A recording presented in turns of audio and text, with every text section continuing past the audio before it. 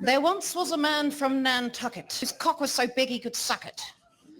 He said with a grin, wiping jizz from his chin, if my ear were a pussy, I'd suck it. She belongs to the streets.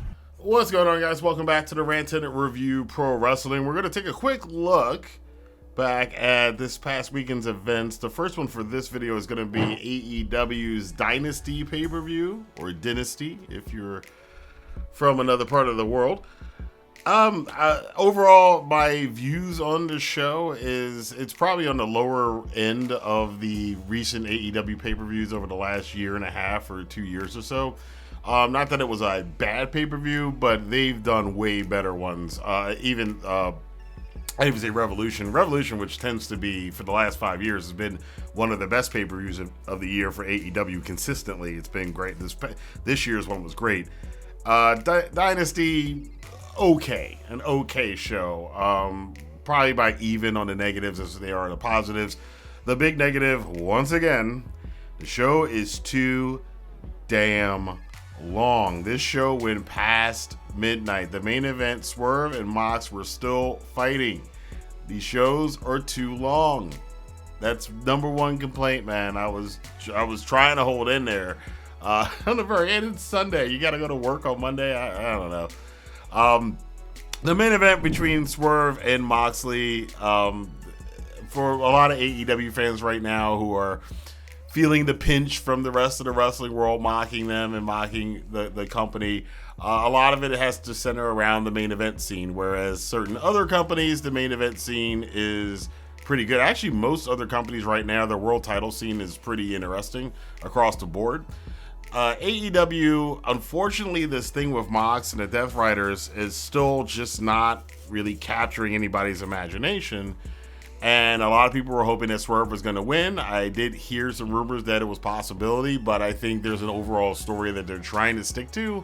So I can't be too upset because I'm one of the people that says constantly that AEW needs consistency, and needs to stop hopping from storyline to storyline.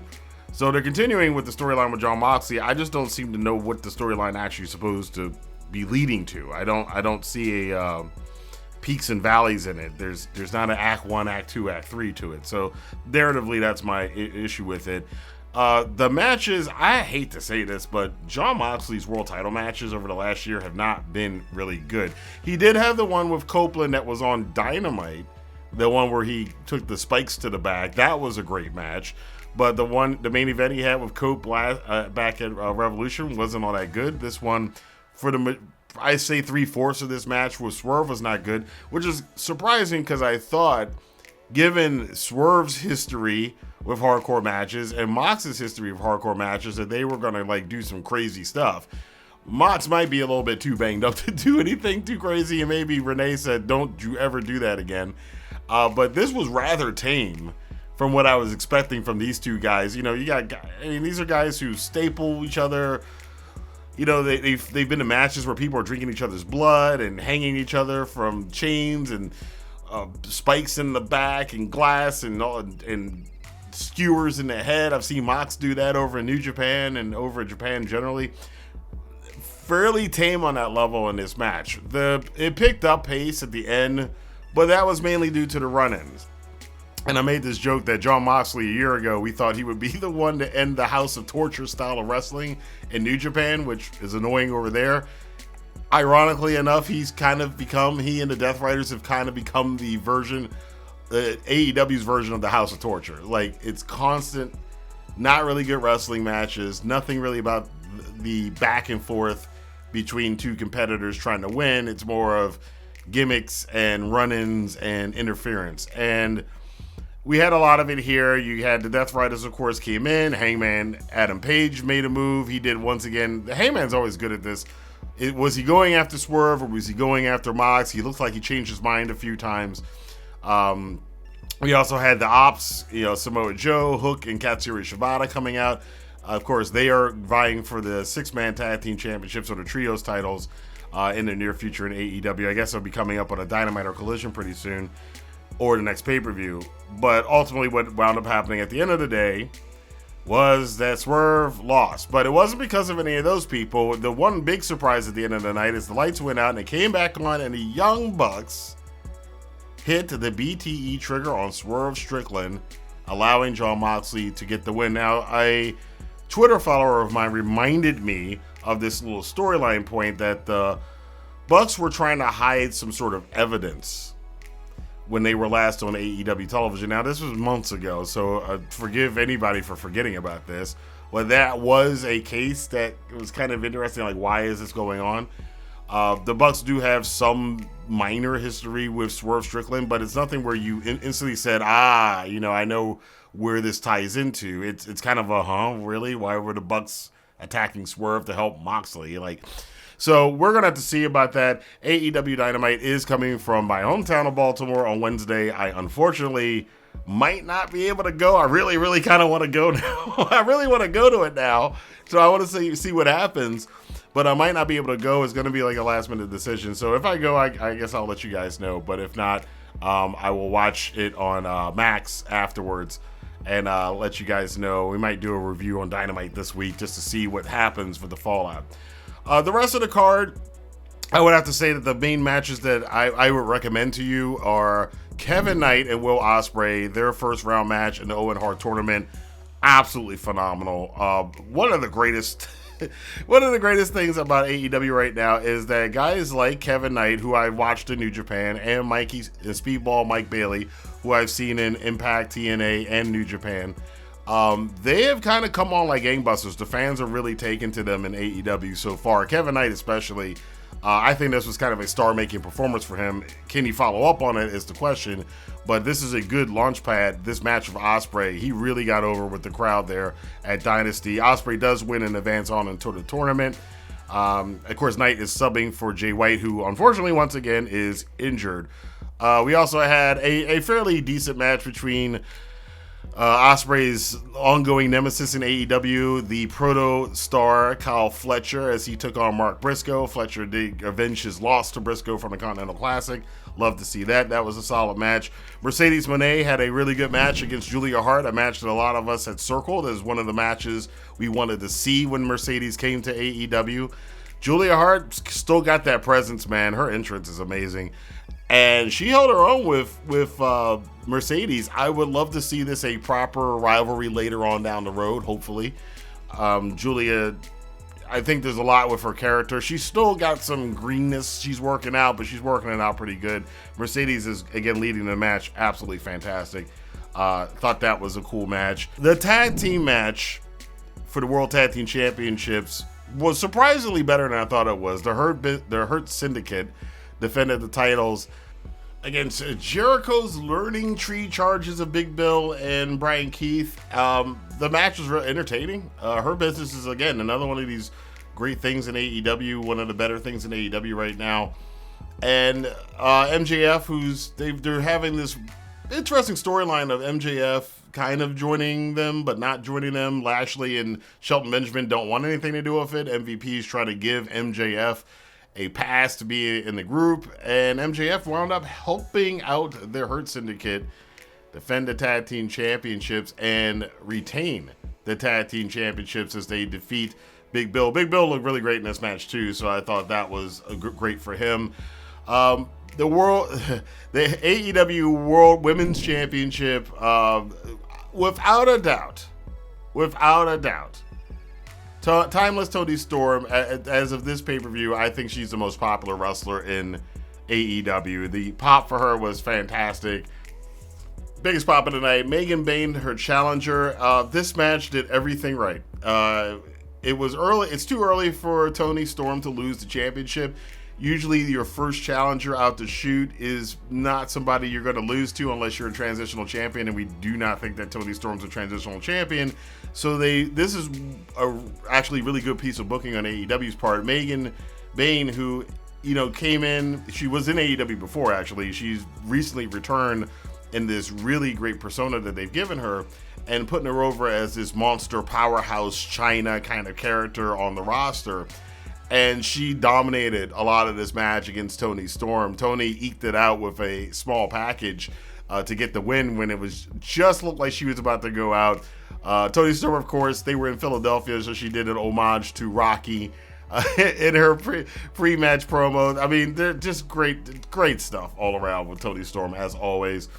So Toni Storm retains the championship, still holds the title, but Megan Bayne looks like a monster. Didn't lose any face at all in this match. This was perfectly well done. Perfect time for this match and perfectly booked. Again, Toni Storm is still one of the best things in AEW. It's almost flawless. Almost. The big thing on the night, though. Before we go to that, I do have to mention, I'm probably going to put this at the beginning of the video, Toni Storm in the post-match, because it was after midnight, the post-media scrum for the pay-per-view, she tells the lewdest joke I have ever heard on a wrestling show, from a Major League Wrestling show. Even, like, you can see Tony Khan's, like, he always does that thing where he's like, oh, no. And people are like, whoa, what is that? It's an old joke, but it's a pretty lewd joke. If you want to check it out, go check out AEW's media scrum to see the whole thing. But she was in rare form in the media scrum. But the other big major thing coming out of Dynasty was the trios tag team match. The Death Riders defending the titles against Rated FTR. You kind of felt this coming. I had speculated over the past week, along with a couple others, that we might be heading towards an all-in match, a particular all-in match. But let's get to the six-man first.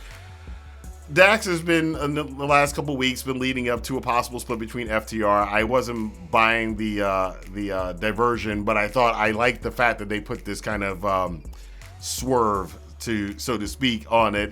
Get you looking one way and then set it the other way. The problem with the swerve, though, is that I couldn't see any future with FTR breaking up and becoming single stars. So if they had hinted that maybe they should retire or something, maybe that would have been a better direction. In fact, that probably would have been a better direction. But regardless of that, they did a great job with this. Dax and Cash leading you to think that there was division between the two of them. It comes up a couple times in the match. Copeland, who's trying to be the person, the glue that holds them together. Of course, they all in real life have a personal friendship with each other, so they fed into that in the match. All great stuff AEW should be doing. They did lose the match. Wheeler Yuta, of all people, with the Psycho knee after a mistimed spear attempt by Copeland, winds up winning the match, retaining the titles for the Death Riders once again. Dax is once again lost to Wheeler Yuta. Wheeler's still using that Psycho knee, by the way. Danielson is coming back soon. I have to feel that that's why they're doing that. But after the match, they do the same handshake thing that they did this prior week on TV. This is all great storytelling, or angles, as we used to call it before 2020. This is a great angle that they played out over the TV shows. They all get back up and hug, and then Dax immediately pile drives Copeland. Now, of course, Copeland has a bad neck, has a history of bad neck issues. Of course, that's why he wound up having to retire temporarily in WWE. He also broke his leg in AEW against Malachi, soon to be Aleister Black again. So Cope's working with a pretty banged up body, so they're going after it here. Cash is like, what are you doing? Him and Dax look like they're going to argue until you kind of saw it coming a little bit after a minute. I was wondering if they were going to go this far with it. They did. They hit the big rig on Copeland, and then they don't stop there. They then hit the spike pile driver from Tully Blanchard on Copeland's neck on the chair. This was a great heel turn angle too, by the way. And then it didn't stop there. Then they got the concerto, and Cash is like, I'm going to do it. He takes the chair, nasty concerto to Copeland. They sold this perfectly well. Cope gets put out on a stretcher. We're probably not going to see him for a while on AEW television. And FTR does a heel turn. I think this is what FTR definitely needed. I want to see the tag team scene heat up a little bit more. I want to see FTR against the Hurt Syndicate really, really soon. Hopefully the next pay-per-view at Double or Nothing. But this was probably one of the better angles on the night. I love this. It was done perfectly. And what I was alluding to earlier is that an all-in match, it's not the FTR versus the Hurt Syndicate.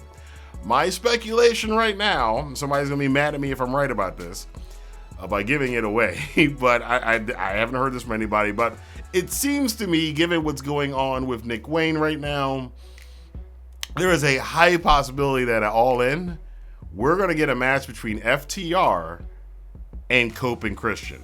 I don't know how they're going to get Cope and Christian to resolve the differences and get back together for a one-off tag team match, but even if it's just a one-off of Cope and Christian against FTR at All In Texas, I'm here for it, man. Hopefully that's where they're going. They can go a couple different routes with it too as well, but right now that's what I'm kind of hoping for, that we're going to see the Edge and Christian reunion at All In. That would definitely move some tickets if they can sell it that's what it's going to be. And they're going to be taking on FTR, two of the greatest tag teams of all time, especially of the modern era, are going to face each other probably one time only in AEW at All In. Yeah, you're going to get my money for that one too, on the same card that to the triple threat match, the last great moment of the night, although a little concerning one. Kenny Omega defending his international, I always get the international and continental championships confused. I think his is the international. His is the international championship. Sorry, against Speedball Mike Bailey and Ricochet. Ricochet, another one of these great bright spots in AEW right now. This guy has, I apologize to Ricochet is the hashtag, man. You guys gave him a bad time, and guy has become one of the coolest things, one of the most entertaining people to watch in AEW, and they are definitely selling this bald thing. You even got Mike Bailey and Kenny Omega slap chopping Ricochet in his bald head. It's fantastic. The match that came prior to this, which I'm going to talk about in a little lights, kind of dampen the show a bit, but Kenny and Mike Bailey and Ricochet had a great, probably one of the best triple threat matches I had ever seen. Did a lot of triple threat spots, which I have never seen before in a match. I thought this was a very well planned out match. You can tell Kenny probably booked a lot of this, and it was fun. I do think it went about probably 5 minutes too long. They had reached this point in the match where the crowd was super into it, and they probably could have done the finish 5 minutes earlier, but regardless of that, this is a great match. I definitely recommend it. Kenny Omega does wind up retaining. Speedball Mike Bailey selling his leg injury after going for his double knee flip stomp on the outside of the ring and crashed on the ring apron, and it looked brutal, and I feel bad for his poor knees and his poor ACL. Stop doing that stuff, guys. Please stop doing that. But overall, this match was fantastic. I loved it. After the match, we get the tease once again. Okada comes to the ring for no reason whatsoever. He has a brief standoff with Kenny. Kenny kind of shies away from it and just leaves. And Okada doesn't say. I was expecting Okada to get on the microphone and call him a bitch, but he did it. He just left it. And I was like, okay, that was a little weird. That's not the way. This is not the way, by the way, AEW, that I want you to promote Omega Okada Part 5, technically Part 6.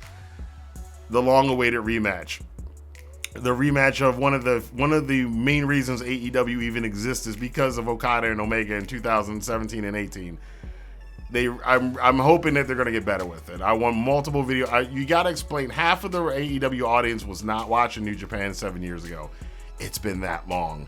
I absolutely, since my channel basically was made off of doing documentary videos about stuff like Okada and Omega. I'm probably going to do another one as we head into All In this year, but I would love for AEW to really start driving home the legend of Okada and Omega the way that certain other companies drive home the legend of rivalries like Shawn Michaels and The Undertaker. Okada and Omega that's the way I will hope AEW would treat it. Treat Okada and Omega, since you do have access to the footage, treat it and build it up over the next 3 months to be as epic a legendary match as the way WWE treats the Shawn Michaels Undertaker matches from WrestleMania from over a decade ago. That's the way to go with that, and hopefully they do something like that. Really go into it, because again, Okada and Omega, I've said it several times, I'm going to say it again and again and again until the match happens. It is one of the reasons why AEW even exists. I'm a bit worried because I don't know if Kenny is legitimately like hurt, and I worry sometimes. Hopefully this was a kayfabe thing, that he was kind of shying away from the match, and not that he's so injured that he doesn't think he can live up to the expectations from an Okada Omega rematch, which the expectations are going to be high for that match. So who knows? Maybe that could be an angle that they take with this. But those were the great parts of the show. one of the lower parts of the show, and I think the lowest part of the show, Jericho's match with Bandido. I think Jericho has kind of just hit a wall, unfortunately. He's hit a wall of Jericho. The match was the finish of this match was very entertaining. It was a dusty finish, but Bandido did get the big win. It was a feel-good moment at the end of it. I think Jericho just needs to kind of... He's a master of reinvention. I'm waiting for him to reinvent again. He's going to need to do that, or maybe take some time away and come back and reinvent himself in a different way. And the other low light, unfortunate, this is a real unfortunate low light, and I hate to say this, but the TNT Championship match between Daniel Garcia and Adam Cole, two guys I definitely am for in a matchup that I love on paper, but man, they kind of killed the crowd. And I think it's the moment, this story, unlike the rated FTR storyline, unlike what's going on a lot of the other storylines in AEW, this is a storyline that just didn't catch weight. Adam Cole has been having some problems getting his storylines to get over, being a guy who had one of the greatest storylines in recent AEW history, even though it fell off at the end with MJF and the bromance. This rivalry with Daniel Garcia just didn't click as well as I would have liked it. This match didn't click. I think the position on the card was hard for them too. The crowd was kind of dead during this match. They were trying to get the crowd into it several times, especially Adam Cole, because this is Adam Cole's first AEW championship win. He does finally defeat Daniel Garcia and become the new TNT champion. I'm hoping for better things in the future from Adam Cole. I'm really happy he won this. This is an anniversary for him. It's in Philadelphia, so there's a lot of sentimental attachment for Adam Cole winning this championship in this match. Daniel Garcia's TNT title reign, not living up to what people hoped.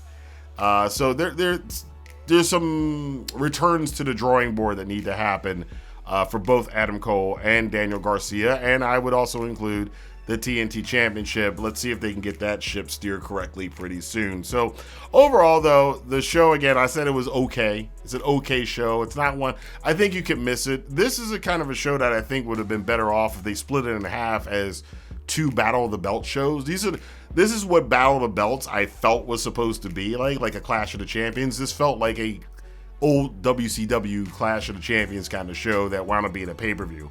And the Battle of the Belts show should be that. And maybe that's something they can consider in the future. Get, for the ratings purposes, put on shows like that. You don't really need this pay-per-view. It's in April. You're in WrestleMania season. People aren't really paying attention that much. A lot of the focus at this time of the year is always on AEW, on WWE in the wrestling world. You might be able to nix this pay-per-view and just make this like a really big Battle of the Belts show on TNT or TBS. That's just my thoughts on it, but I want to know what you guys think. Let your voice be heard in the comment box below. Did you enjoy AEW Dynasty? What do you think about the big turn of rated FTR? FTR turning on Copeland. Do you think we're going to get Cope and Christian at All In against FTR? Where do you think MJF and the Hurt Syndicate storyline is going?